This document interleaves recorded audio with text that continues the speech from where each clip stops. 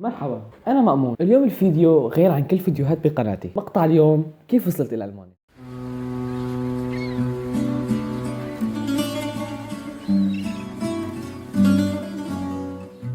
أنا صار لي سنتين بألمانيا والحمد لله أخذت الإقامة وصار عندي بيت. وشي ما أطول عليكم خلينا ندخل بالتفاصيل. كنا عايشين بسوريا كأي عائلة تانية.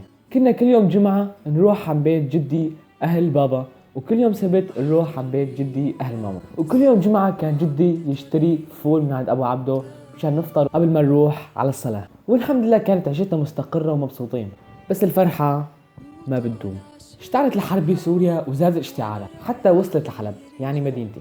بابا انضرب محله وما عاد يقدر يشتغل، ومنطقتنا شارع تشرين زاد السوق فيها حتى نزحنا لبيت جدي. وبالنسبة للدراسة قالوا لنا لعب تجوا بسبب الأوضاع، وقالوا تعوا بس وقت الاختبارات يعني آخر أسبوع من المدرسة، وعطونا أوراق الأسئلة يلي رح يجوا بالاختبار مع الأجوبة، ونجحوا الكل طبعا حتى يلي ما حل. زادت الأوضاع سوء بسوريا حتى قررنا إنه نسافر على الجزائر. والأسباب يلي خلتنا نسافر مو الخوف أبدا، بس مشان ما يضيع مستقبلي ودراستي. سافرنا على الجزائر وضلينا فيها سنة. قررنا إنه نترك الجزائر وسافرنا على ليبيا مشان نطلع على ألمانيا. كانت سفرتنا بالباص وكانت رحلة متعبة وطويلة كتير، بس الحمد لله بالأخير وصلنا حجزنا فندق وضلينا لليوم الثاني.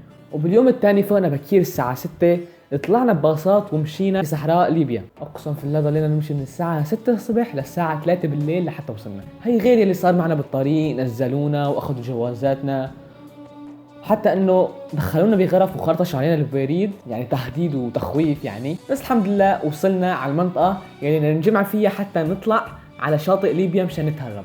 بهالوقت دحشنا بغرفة وحدة يعني، بس غرفة كبيرة، ونحن تقريبا 400 شخص، وخلونا 4 أيام بس على المربى والجبن. وبعد الأربع أيام اجوا لعنا الساعة تقريبا 12 ونص هيك يعني وحدة بالليل، ونزلونا عائلة وطلعونا بالبيك أبات.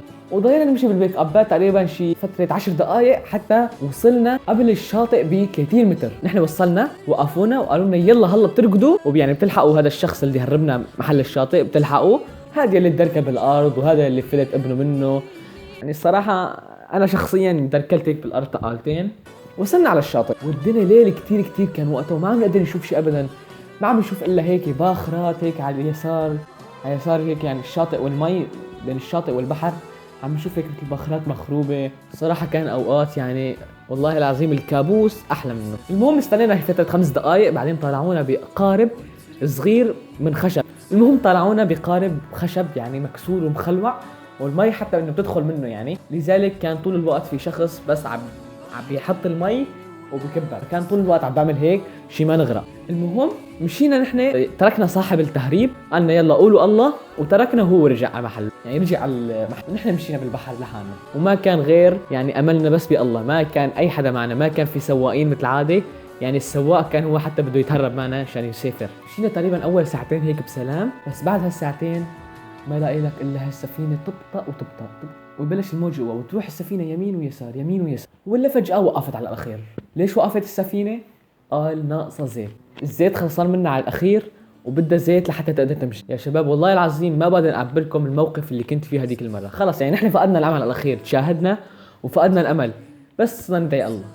يعني كنا نحن بنص البحر هيك، بنص البحر ماشي، والبحر كبير كتير وما في نحن غير هاي السفينه اللي واقفه بنص البحر يعني. ما ضل حدا عدم مؤاخذه ما استفرغ، ما ضل حدا ما يعني، ولا يا سبحان الله سبحان الله، الله ببعث لنا باخره محطوط عليها علم مصر وماشي هيك باتجاهنا ماشي. هي ما اصلا جاي تساعدنا، هي ماشيه بس هيك ماشيه يعني. ولا صرنا نشاور لها نشاور كلياتنا صرنا نصح هي واجت لعنا قالت لنا ايش ناقصكم؟ قلنا لا والله العظيم معنا اولاد ومعنا عائلات طالعين معك ووصلينا بس حبيبي. ما رضيت تساعدنا. هون عطتنا تنكة زيت، وهي عطتنا تنكة زيت، اخذناها مدت لنا اياها بالحبله واخذناها وحطيناها بالقارب، وما لا الا القارب يرجع يشتغل يعني يشتغل ميتور القارب، وهو اشتغل من هون كلياتنا. الحمد لله يعني نجينا من الموت. هي الباخره اللي من مصر الحمد لله نجتنا من الموت، لولاها والله كنا متنا والله يعني ميتين بالبحر. كل شوي تعبى المي تقريبا هيك، تعبى المي لهون، تتعبى المي هيك يعني تعبى شوي منه ويرجع يعني الله يعطيهم العافيه. في شابين بس ضلوا يشيلوا ويحطوا يشيلوا ويحطوا يعني يشيلوا المي ويحطوها برا، وهيك لحتى شفنا باخرة إيطالية يعني، حتى وصلنا يعني لإيطاليا، ما بعرف إيش بسموها بس يعني وصلنا لإيطاليا. بعتت هي الباخرة سفينتين منا وعطونا هدول واقيين شي ما نغرق، وجروا السفينة لأن احتمال تقلب، وجروا السفينة على الباخرة وطلعونا كلياتنا وقتها. ونحن طلعنا من هون كانت فرحتنا رغم انه تعبانين كتير كتير ومجروحين وكل شيء، رغم هذا الشيء كله الا كنا مبسوطين كتير.